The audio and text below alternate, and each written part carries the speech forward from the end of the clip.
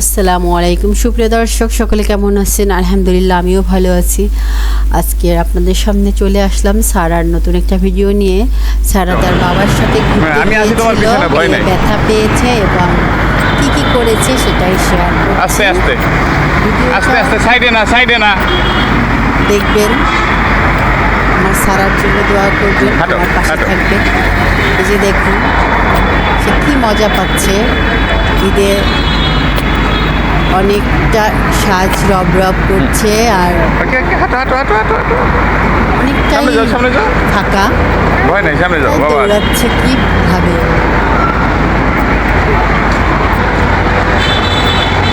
কি আনন্দ! শহরের বাচ্চাগুলো এরকমই, বাইরে গেলে খোলা জায়গা পেলে খুব দৌড়াদৌড়ি করে। কিন্তু দুঃখের বিষয়, আমার বাচ্চাটা ব্যথা পেয়েছে। বাস দাঁড়াও।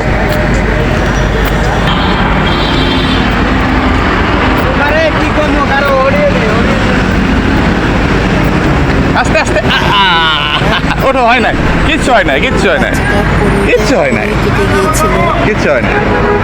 তার বাবা তাকে সাহস যোগাচ্ছে যে চলো, কিছুই হয়নি, আবার দৌড় দাও, ভয় নাই, দৌড় দাও। হ্যাঁ হ্যাঁ, আস্তে আস্তে আস্তে আস্তে আস্তে আস্তে। বাচ্চাটা আমার ব্যথা পেয়েছে, কষ্ট পাচ্ছে, আস্তে আস্তে, হ্যাঁ। পারছে না, দৌড়াতে সাহস করছে না।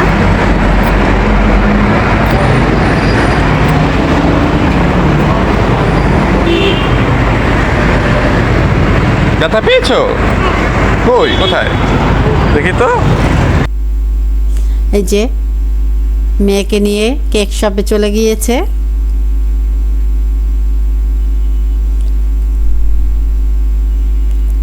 কেক পাগলি মেয়ে আমার। পেস্ট্রি খুব পছন্দ তার। অন্য কোনো খাবার খুব খাওয়ার ইচ্ছে জাগলেও সে খায় না, খেতে চায় না, একটু মুখে দিলে আর খাবে না। কিন্তু কেকটা তার এতই পছন্দ, সে খায় আলহামদুলিল্লাহ। কিন্তু খুব বেশি তো আসলে পেস্ট্রি এগুলো খাওয়ানো যায় না, তাই তো অন্য খাবারের রুচিটা নষ্ট হয়ে যাবে। বাবা তার মেয়েকে কি আদর যত্ন করে খাওয়াচ্ছে আর বাবার সাথে কত রকমের গল্প করছে। আর এই গল্পগুলো আপনাদের সামনে আমি নিয়ে আসতে পারলাম না, কারণ ওখানে অনেক সাউন্ড দিয়ে গান বাজানো হচ্ছে, যেটা যদি ওদের ভয়েস কথোপকথনগুলো আমি আপনাদের সামনে তুলে ধরি তাহলে আমাকে আসলে এই ভিডিওটা কপিরাইট ইস্যু দেখাবে এবং ব্লক করে দিবে। এর আগে একটা ভুল হয়েছিল, আমি বুঝতে পারিনি, তাই আমি আর এবারে চান্সটা নিতে চাচ্ছি না। দেখুন কত কথা বলছে বাবার সাথে, সে চারিদিকে খেয়াল করছে, প্রত্যেকটা জিনিস দেখছে আর প্রশ্ন করছে তার বাবাকে, এটা কেন হলো, ওটা কেন হলো। তারপরে বলছিল, বাবা জানো আপিয়ার কাছে আমার অনেকগুলো টাকা আছে। বলে তাই? হ্যাঁ, তোমাকে আপিয়া টাকা দিবে, তা দিয়ে আমাকে মজা কিনে দিবা। আপিয়া হচ্ছে আমার বড় মেয়ে অর্থি, ওকে আপিয়া ডাকে। এ কেন আসলো এখানে, আমাকে এটা দাও, ওটা দাও, ওগুলো কি, এই ধরনের অনেক কিছু।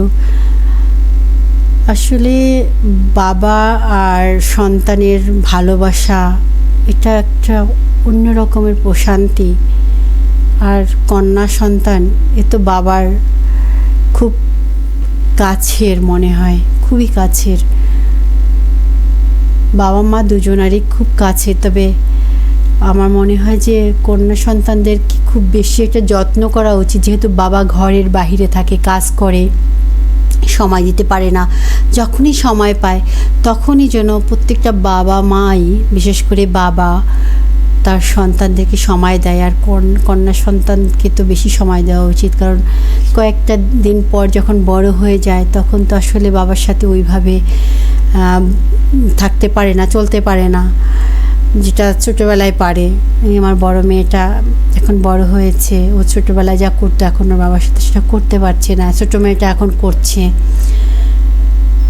এটাই তো প্রশান্তি, যে বাবা মেয়ে কত সুন্দরভাবে সময় কাটাচ্ছে, এটা দেখে আমার কত ভালো লাগছে, আনন্দ আমি বলতে পারবো না। বাবা মেয়ের সম্পর্ক সারাটা জীবন অটুট থাকুক, ভালোবাসায় ভরে থাকুক। প্রত্যেকটা পিতার উচিত তার কন্যা সন্তানকে যত্ন করা। কন্যা সন্তান বড় হলে তো পরের ঘরে চলে যাবে এক সময়, কন্যা সন্তানকে ওভাবে আসলে সময় চাইলেও আর সময় দেওয়া যাবে না। তো ছোটোবেলায় আসলে খুব যত্ন করেই কন্যা সন্তানকে লালন পালন করা উচিত প্রতিটি বাবার, প্রতিটি মায়ের। আমার দুটো মেয়ে তার বাবার কাছ থেকে অনেক আদর যত্ন ভালোবাসা পেয়েই বড় হয়েছে এবং হচ্ছে আলহামদুলিল্লাহ। আপনারাও আপনাদের কন্যা সন্তানের প্রতি যত্নশীল হন, মাঝে মাঝে নিয়ে ঘুরতে যাবেন, ঘরে যখন থাকবেন সময় দিন সন্তানদেরকে, সেটাই হচ্ছে আসল ভালোবাসা। একটা সময় ওদের মনের ভিতরে এগুলোই থাকবে, খুব যত্ন করে রেখে দেবে, যেমন আমরাও রেখে দিয়েছি। ভালো থাকুক আমাদের সন্তানরা, আল্লাহ ভালো রাখুক, আপনাদের বাচ্চাদের যত্ন করবেন। আমার ভিডিওটা দেখার জন্য ধন্যবাদ। আসসালামু আলাইকুম।